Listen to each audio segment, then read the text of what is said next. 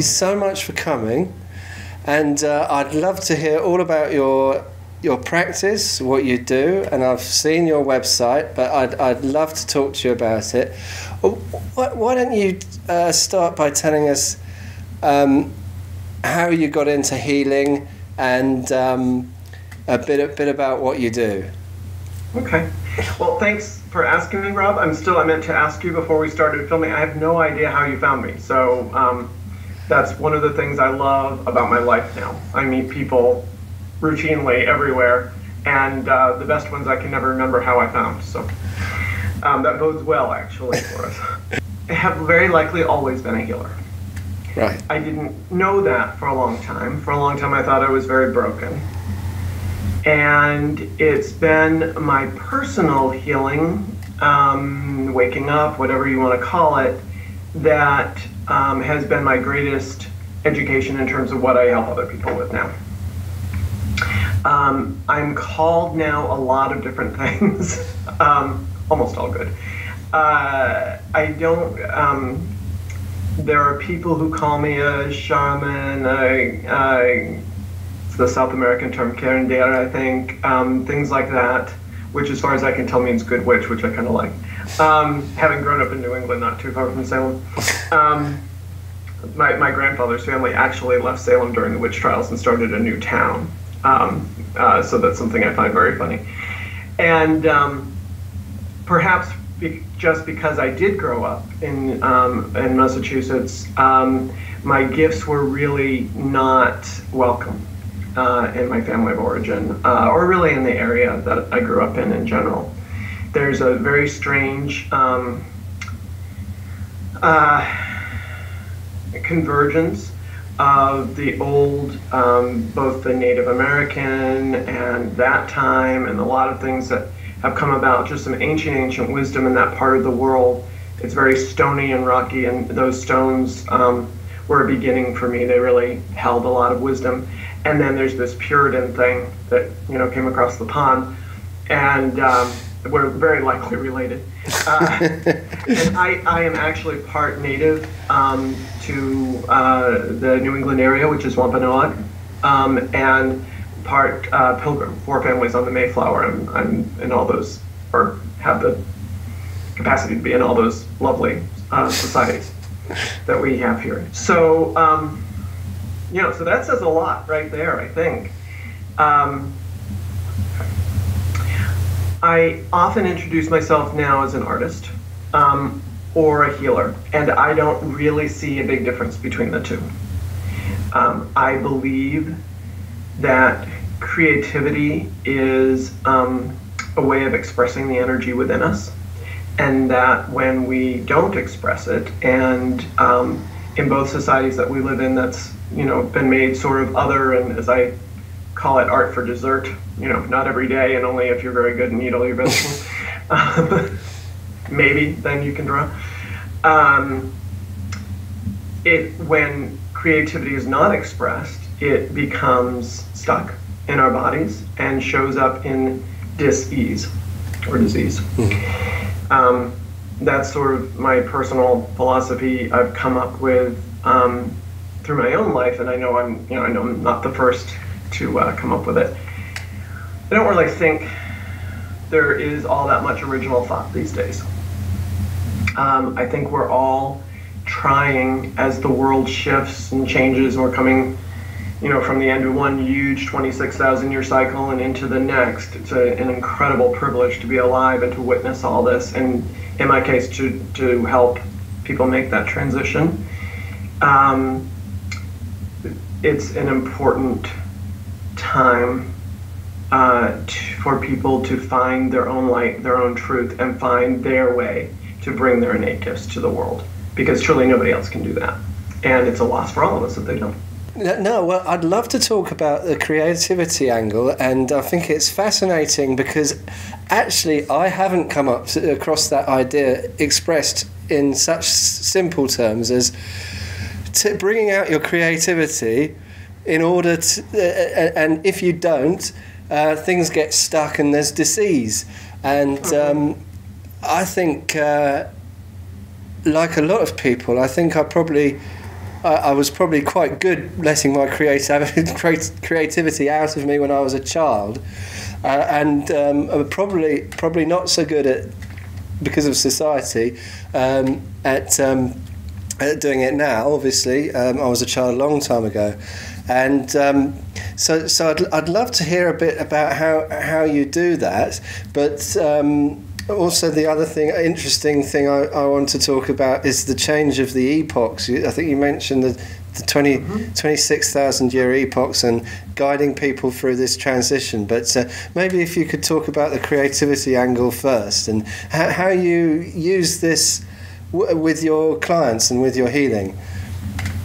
Okay, so my professional background is very varied. As I alluded to a little bit, I grew up in a very, very difficult situation with no support for going to college. I did for a bit and was paying out-of-state tuition, which is 3 times tuition here, and because I left home at 17, and working 2 jobs. And so I never finished college. And I did a lot of on-the-job training. I started out majoring in special ed and did some work. I actually grew up near a center for autism back in the 60s and 70s, so well before that was as public as it is now. And I think that spurred an interest in helping those people to feel welcome in the world. As one who did not feel welcomed in the world, that's always been sort of, if I have one mission and I have to narrow it down, which is hard, to one sentence, that's probably it, to help people feel welcome in the world. And so I started in special ed. And then I, by a strange set of circumstances, moved into commercial real estate and started out by managing the construction on part of a large high-rise, and then fell right into a huge 1.5 million square foot project. And that, of course, is a form. Both of those are a way of using creativity if you think about it, but not overtly. Much like you do graphic design, which is a socially acceptable way, to express creativity. And now, look, you found this wonderful venue here, and that's a way I see you moving into it very clearly through this vehicle right here. Then I had to deal with illness of both my daughter and my own, very prolonged things, and multiple things on my front. So there was a long period of being largely paralyzed. I started, I was told as a child that I was not the artist in the family, that I did not have an artistic bone in my body. And, which is sadly not so uncommon. Although I've been taking photographs, if you've seen my site, all those photos are mine. I've been taking photographs since I was 11, so that is very nearly 41 years now that I've been taking photographs. So that was one way for me to have a different lens on the world and to find beauty no matter where I was. I practice, I didn't know there was a name for it, but my work falls into contemplative photography as a category. And I never showed my photos to anyone. I only started putting them on the internet. I started Carry It Forward about 2.5 years ago, which is just incredible what's happened in my life in 2.5 years. Perhaps it's 3.5, but I think it's 2.5. And I started the blog because I wanted to see if I could write. If I could write and if my writing would be, I've been encouraged to write a book about my story, which I'm just really beginning now. And I wanted to practice that writing and to play with putting it out in public. And the only reason I started using my photographs was because I was told, here's the social messaging, that you find your photos for your blog online on any number of these sites. So I would be perusing through these sites and get really frustrated. And I finally asked my tech guy if I could use my own photos. And he said, "What do you mean?" And I said, "Well, I have about, 50,000 photographs just from the past few years. Do you think I could use those?" He said, "Yeah, I think so." So, just to highlight how quickly all this can really happen. I had begun painting again before that, but that's the story of a gift that I had been sitting on for over 40 years. At the same time, about 6 months after Carry It Forward started, I was helping out a friend of mine with some really serious communication issues in her small office. And she said one morning, "I need to pay you for this coaching." And I thought, well, that's what I do. Coaching. What's life coaching? And looked it up. An author whose work I greatly admired, named Martha Beck. It turned out when I Googled, and I see Google as the modern mystic's crystal ball, by the way. Anything I need to know, it just comes up. So Martha Beck popped up, and I've adored her since her book Expecting Adam, which was probably close to 20 years ago. And before I knew it, a month later, I'd started life coach training with her. And in that community, I found a home I had never found, which is a very long-winded way of, number one, illustrating how creativity, you can be sitting on it, it can be right here in front of you and you can't see it. And it's often something that you see as just, oh, everybody does that. And the truth is that no, it's your greatest gift. Really common.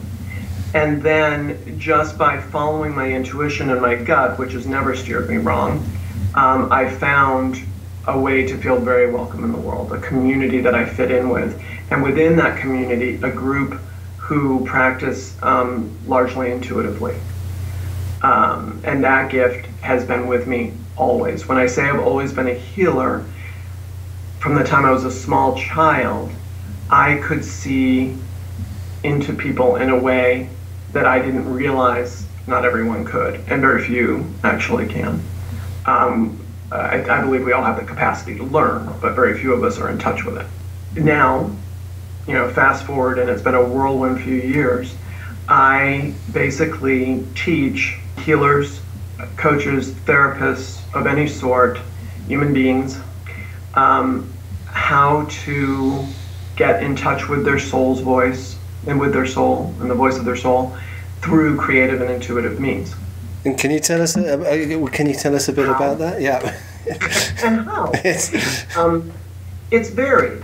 I spent in the last few years, the year before I did the training, and I thought it was just for me, I did a year of living mindfully with Jonathan Faust, who's one of the founders of Kripalu, a very big yoga center here. And his wife is Tara Brach, who's very big in the insight meditation world. And I believe that meditation is one of the key ways we can come back to ourselves, come home to our breath. I also believe that the very word meditation causes a lot of people to shut down completely. And so a lot of the tools I've developed have been around finding friendly ways to meditate. Would you like an example? Yeah. I'm always interested in meditation and examples of and ways of doing. Yes.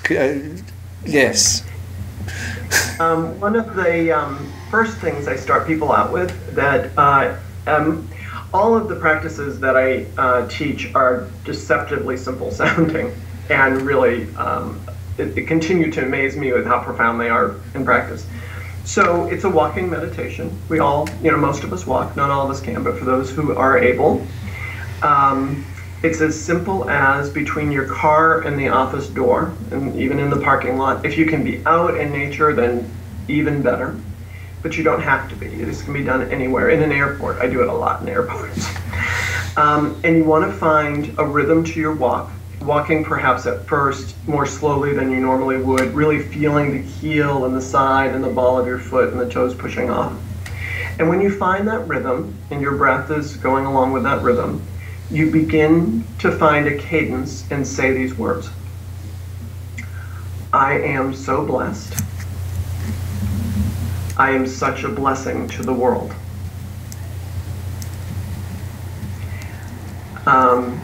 Simple words that are often very difficult to say. So sometimes I start people out with, I am blessed. I am a blessing. We take it back as far as we need to. The deal is that you can't say I am so blessed and nothing else, that there has to be the equal balance on both sides. because it's true. That's the truth, as I know it. It's always both sides. And I ask people to start by doing that for maybe 3 minutes a day. And we build up to 10 or 20, depending. And generally then they're ready for something else. It's I hope you'll try it. And let me I definitely will try it, because I do an awful lot of things like that. I do affirmations during meditation. That's sitting meditation. I don't do so much walking meditation. So I really like that the message. I am so blessed. I am such a blessing to the world. Did I get that right? Well done. Well, I wrote it down. That's why. But that's what you want if you're reading it. Well, I think even with my my memory cells, that'll just about sink in after. I think it's as long as that's about as long as it can get, and have people. Yeah. With ease. Yes. It's right. It's right. There's another one that I do day by. It changes depending on. I've read it different ways in different books, but something like every day and every way I'm getting better and better, and that's shorter actually, but I think a similar sort of length, and a very possibly a very powerful affirmation or meditation you can do. But I like that, and I absolutely can believe that after a couple of weeks of doing that every day, I think you would, or 3 or 4 weeks, you'll begin to see a difference, and it can work so subtly, but it can work, and that's fascinating. So. Do you want to tell us about some of the other things you do? I'm very interested. Sure. Another way, because that doesn't really address creativity, although I believe all growth begins with gratitude. And gratitude, there's something that I'm very cognizant of in everything that I do. Our world, and I think this is part of the shift in the epochs that we were talking about, our world has been so about the doing.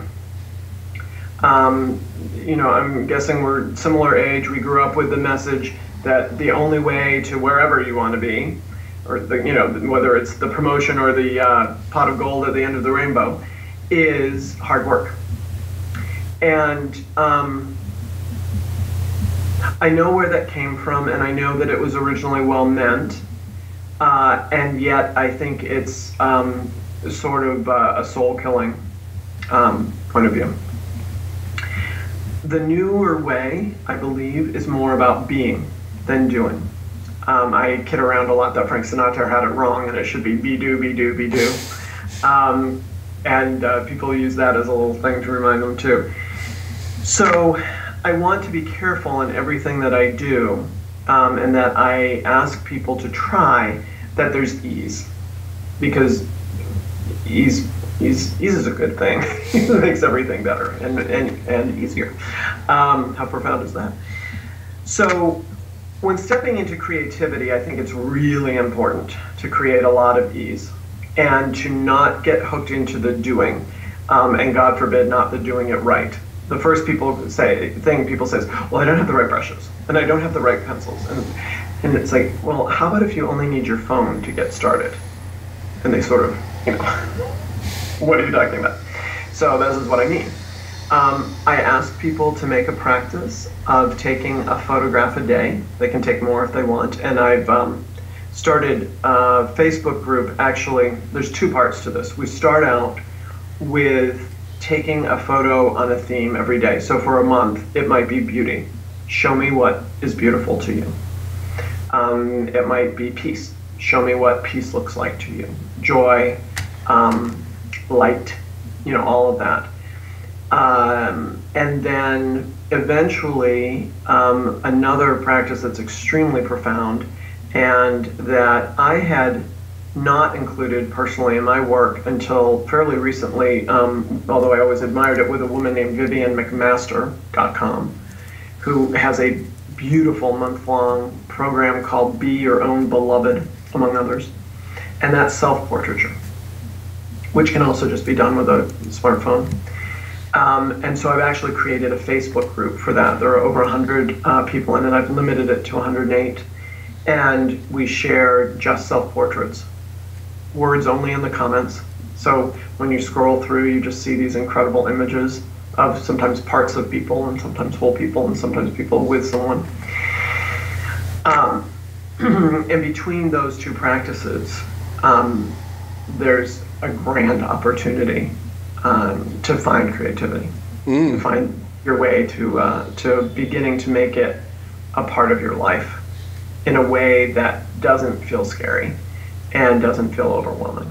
Well, I absolutely love the idea of taking a photo a day. That is just brilliant, and it reminds me of when I was I went for a stage of doing that, and I was quite lucky in that I was working in a different part of London.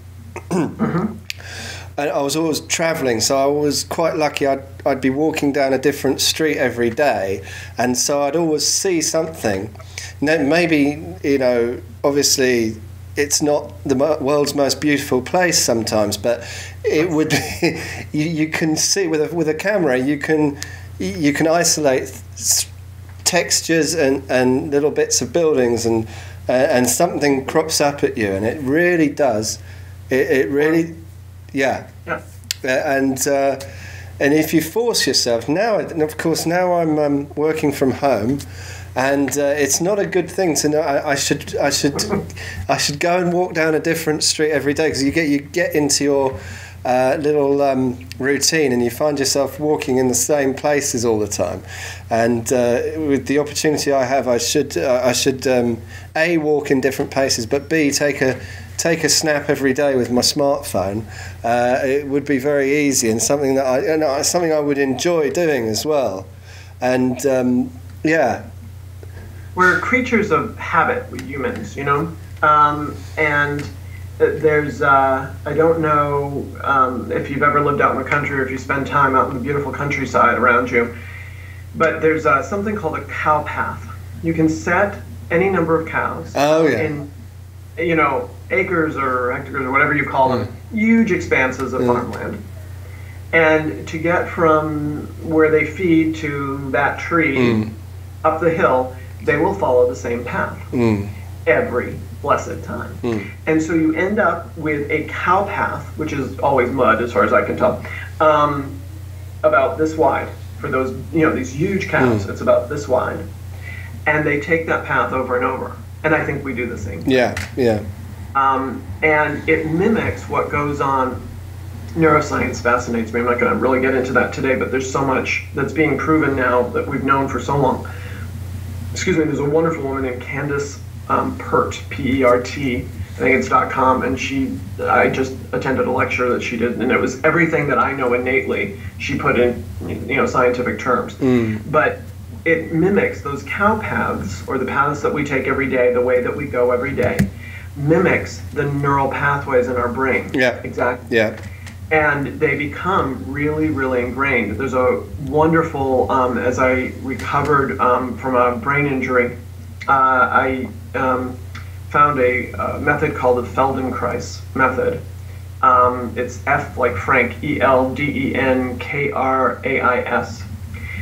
It's named after a man named Moshe Feldenkrais, who left Germany and went to Israel and was a professional soccer player around World War II, I believe, and started this movement technique. And it's about finding tiny, it's all tiny movements, and finding new neural pathways around pain. It's been a huge blessing to me personally.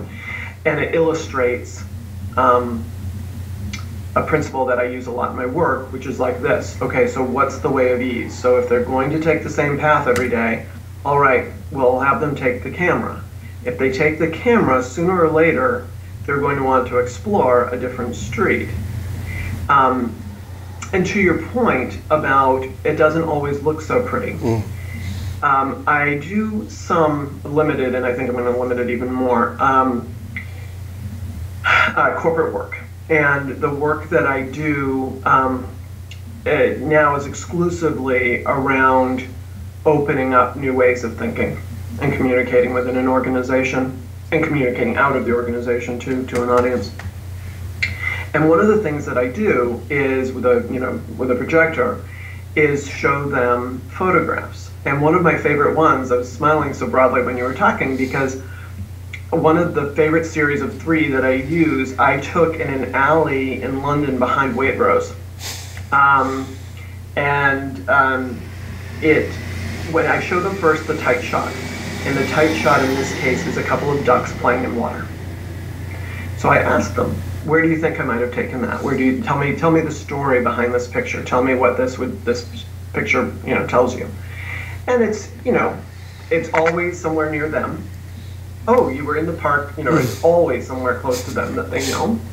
And, it was a rainy day and there was a puddle and, they tell me a little like a children's story about. Great.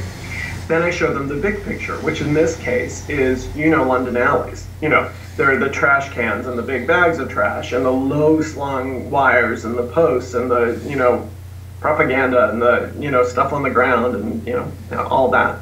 And there's a puddle to one side. They don't even see the ducks. They're like, you can just see their minds going, ooh, what's this? And then I show them the mid shot, which is, the puddle framed largely enough that they can see the ducks and see that that's really where they were. Major executives, mind blown, completely. They're speechless. And it cracked something open. Yeah, can I just tell you actually what I thought you were going to say there, because it's completely different. When you were talking about the cow paths, and you were going on to the neural side of it, what I thought you were going to talk about, although you brought it on to a very interesting thing about pain, but what I thought you were going to talk about is what I read about the power of thought a long time ago, actually, which likened the brain to a cornfield. And if you were to walk through a cornfield, of course you'd leave a path behind you, and then the following person would take the same path, and so would, and your brain is like that. So if you have a thought or a conclusion, a synapse that flares off in one particular direction, you're more likely to take that path again through your mind. So that shows you the likelihood to either get stuck in a negative thought pattern or to use it positively and elevate your thoughts to positive thought patterns and make that a habit within your head. So that's what I thought you were going to talk about when you were talking about the cow paths. Okay, so let me tie those two together, because it does all go together. And it can be, I like the cornfield, that's a really good one. I'll use that again. I grew up with corn. I know that one. I know how that works. So that's absolutely true, Rob. And you can, using the same pathway, you can create either negative or positive thought. So that's what mantras are about, really. Mantras, particularly that one that you shared earlier, mantras are about creating a pathway that is positive. And so that's why it's so important, like the mantra that you shared. Tell me that again. Every day in every way, I'm getting better and better. Right. So for some people, that's extremely hopeful and it's a great positive thing. For others who have primarily negative pathways, that's going to feel like pressure, that they have to be better. So you have to be really, that's why guides and teachers usually give people mantras or work with them to find them, because it has to feel right to that person. And what works for one person will give a completely different result. Absolutely. So, but anyway, a mantra is about creating a pathway, because you're repeating over and over and over again. So what this photo work that I was talking about, what that's doing is causing them to jump completely off of their pathway. So the fact that they see that photograph is always somewhere near them, That's going. They're finding the pathway. Ducks. Okay, that must mean the pond in the park that's at the end of my cul-de-sac, because that's their experience of ducks. If you get a hunter, you get a different association when you show them a picture of ducks entirely. So they're on that path. Then I show them that second picture, and they stop on the path. Like, what's this have to do with the path? And I'm like, we're going to see the ducks. When I show them that middle picture, that ducks can be somewhere other than where they're headed on their path, it causes them to jump and create a new path. Or it creates the possibility of creating a new path. It depends. You see what I mean? Yeah, and to bring it back to creativity in a wider sense, right. Mixes up your paths, all sorts of paths. It forces you to jump out of your everyday existence and your everyday thought patterns, and it can practice that. It can force you to practice that as well, in a big way, I think. I have this great desire, but I haven't actually dared quite enough to do it yet, to call one of my beginning classes Machete 101. Or Machete Wielding 101. One of the classes I'm bringing out is called the Creative Swashbuckler, for just that reason. Because creativity takes cutting your own path. Over and over and over. That's exactly what it is. Beautiful segue. That's exactly what it is. Okay, well, I've just had a look at the time, and I've got at least another thing I want to talk to you about. Sure. Why don't we just? You touched on it earlier, and I promised I'd bring you back to it, and we haven't gone back to it yet. But you talked about a change in. We're shifting gears completely here, but you talked about a change in eras or something like that. Could you talk a little bit more about that, please? If you'd like. Sure. Sure. There are many theories on this. This is what the end of the world Mayan calendar thing was about. And people, we move much more quickly into fear than we do into love. And truly those are the only two things there are. So sadly, what was really meant as love, was catastrophized, largely by the media, I might say, into fear.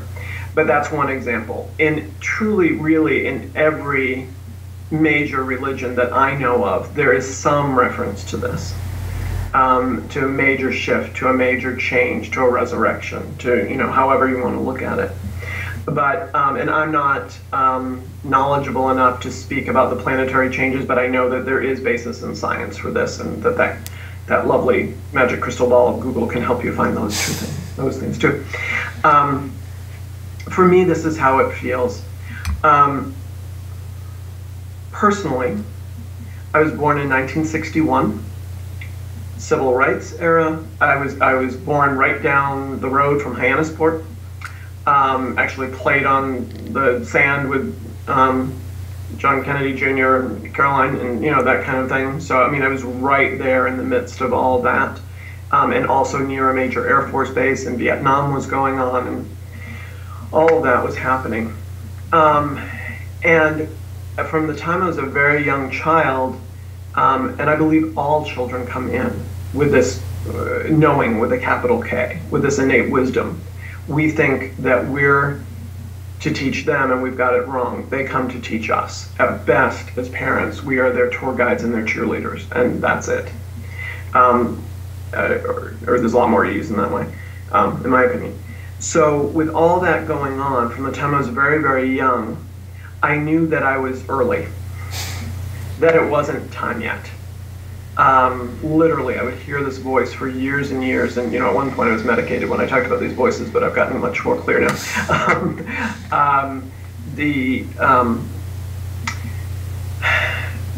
This inner voice, it's not time yet. It's almost time. It's almost time, and more recently, it's time. And I didn't tie the two together for a long time. I'm using that word a lot. It means so many things. And I believe that autistic children, for example, are the same way.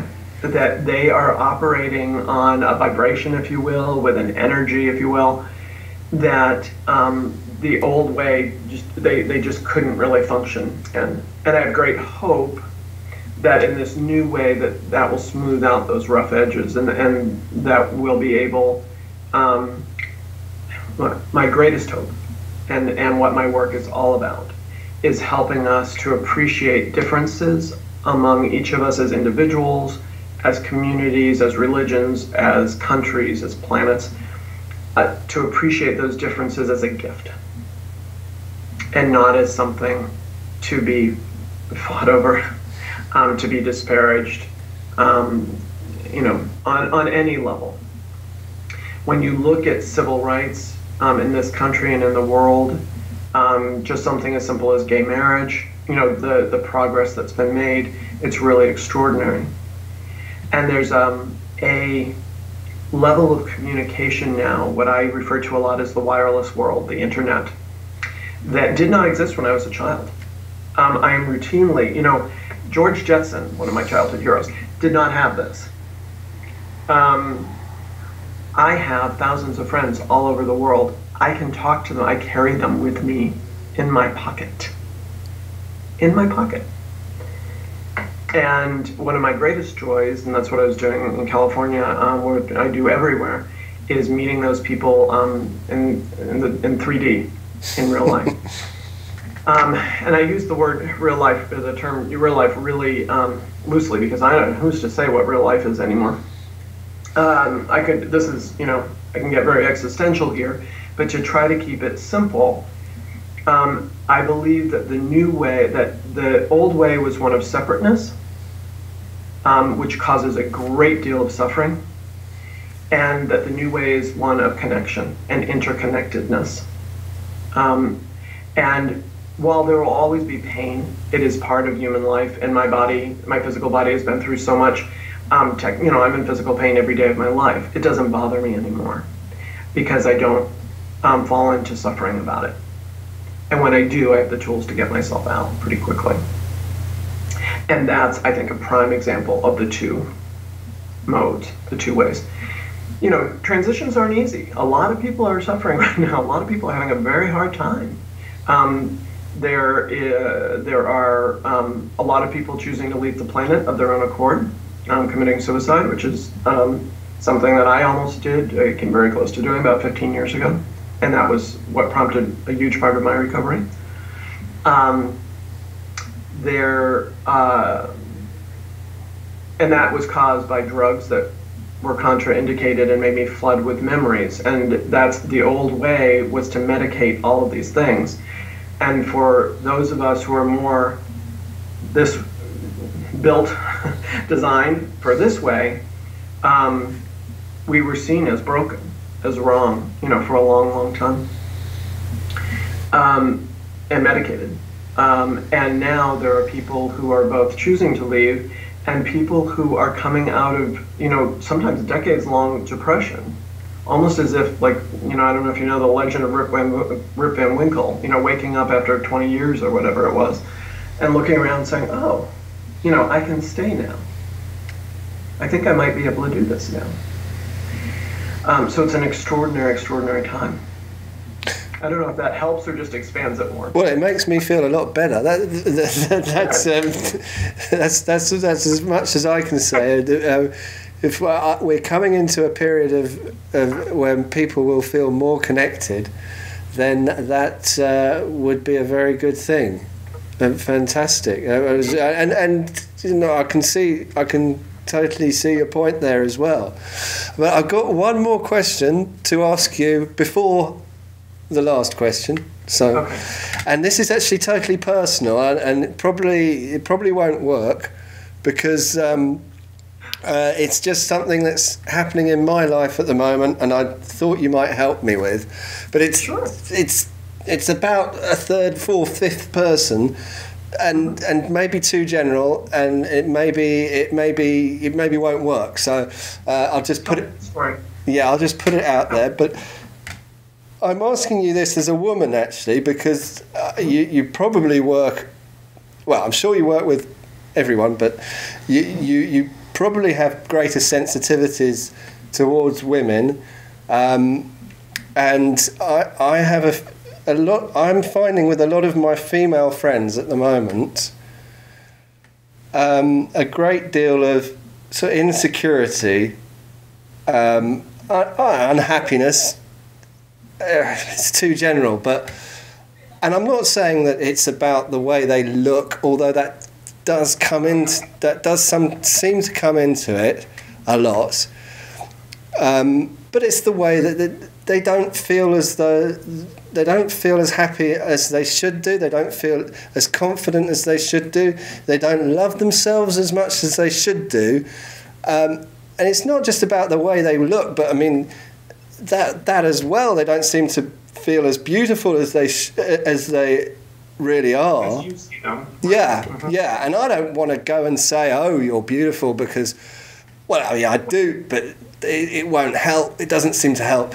And I just wondered what your advice would be for and as you say, there's a lot of people who are going through a bad time with confidence, men and women.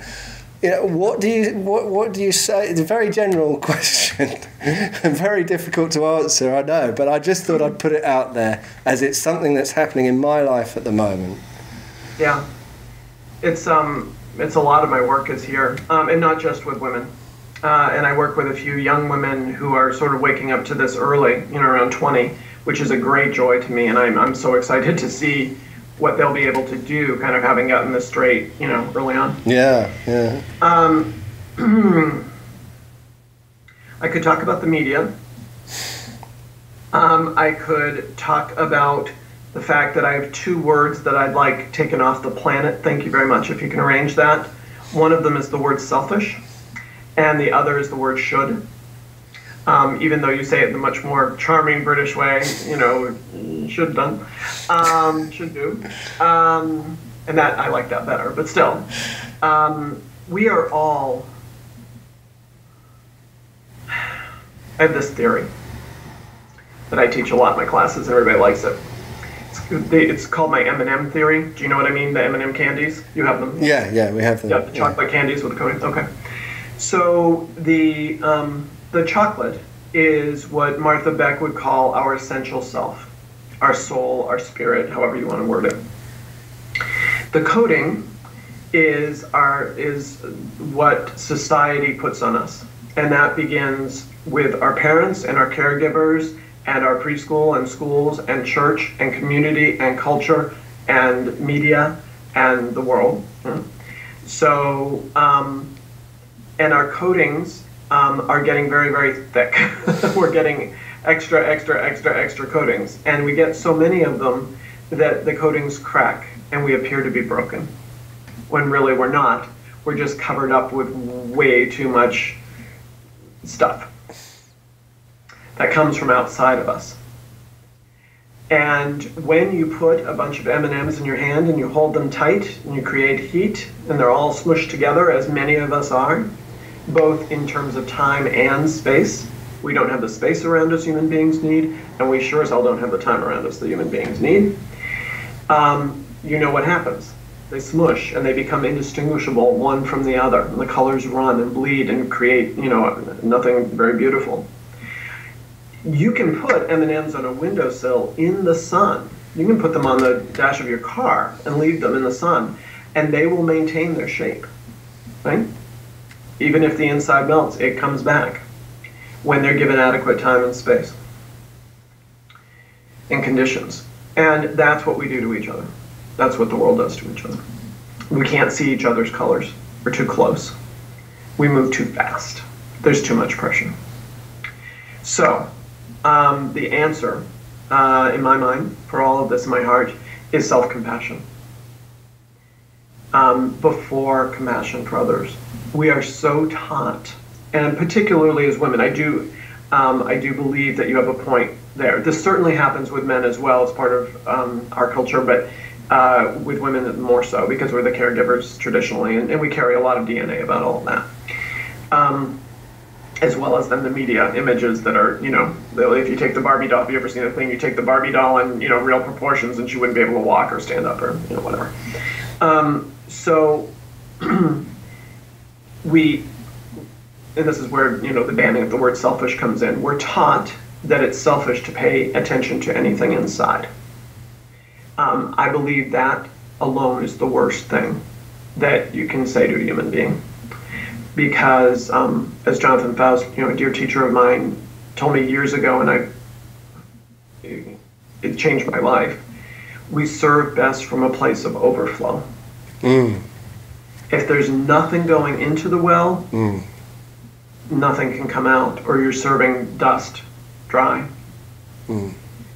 So, if you are, say, married to, for example, married to a woman who's home with small children, just a classic example, the kindest thing that you can do to help, it doesn't hurt.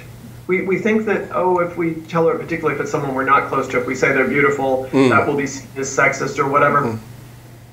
That's another shit. Get over it. There's nothing wrong ever with telling anyone they're beautiful. If it's not said, drunk and leering. With a hand on something inappropriate. That you might want to see. So, and I know you just, punch you have and do that every night. So in the example of a young mother, the greatest gift, and any mother will tell you this, would be to get home early so she can go to a yoga class a couple nights a week, or for a walk with a friend, or, to a spa. But it doesn't have to be expensive. It can just be going to the grocery store. I remember a time when going to the grocery store by myself was the biggest treat in the world. I had a child with an extreme illness that I was in a pressure cooker all the time, and to have an hour in the grocery store by myself felt like heaven. So there are a million ways, and that's a lot of what I teach. Creativity is a way to self-compassion, because if you're creating beauty, it's hard not to see yourself as beauty. I could talk to you for hours about this, but the bottom line is self-compassion. Yeah, I think so.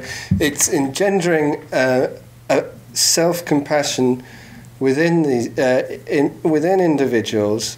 It is the holy must be a holy grail of healing. I don't know if that's putting it too simplistically, No. But and using creativity to bring out that self-compassion is indeed a beautiful thing, and something everyone can benefit from, no matter who they are. Exactly, and because when you benefit from it, everyone around you does. There's a beautiful, you can Google this, and there are many variations, but there's a beautiful practice in Buddhism called metta, but there's a metta prayer. So it's M like Mary, E-T-T-A, and it goes, there are many variations, but it goes something along the lines of, may I be happy, may I be free, may I know peace, may my life unfold with ease. So you begin with yourself, which is one of the basic tenets in Buddhism that I just love. And then you say the same thing for someone you love. May Rob be happy. May Rob, and you go through the whole thing. And then you find someone neutral. So maybe the clerk at the grocery store. May that person be happy, and you go through the whole thing. And then for someone you have difficulty with, someone you're arguing with, or feeling, or past hurts, whatever. For a long time, it was my mother, who I've been estranged from for years. So may my mother be happy, and all that. And then it's may all beings. And it's just a beautiful. The metta practice is just an incredibly beautiful, simple, non-denominational. There's no worshiping of any one in particular in it. Other than the hearts of, our very own hearts and the hearts of each other. That I quite agree. And if you do that in a meditation every day, you'll find yourself you will find yourself loving people much more. And yourself, indeed. And loving yourself is the most important thing. Well, Christa, I've kept you for long enough. One last question. Where can people find you? For right now, at carryitforward.com. And at womenheal.org. And by the end of May, and there'll be a notice on Carry It Forward, I'm switching over to my new site, which is much more art and photography centric, and that's called Ensoul Magic, ENSOUL magic.com. Okay, but certainly carryitforward.com at the moment, and womenheal.org would be two great places to find you. But it's lovely talking to you, Christa. It's really great. Thank you so much. I've enjoyed it tremendously. Thank you.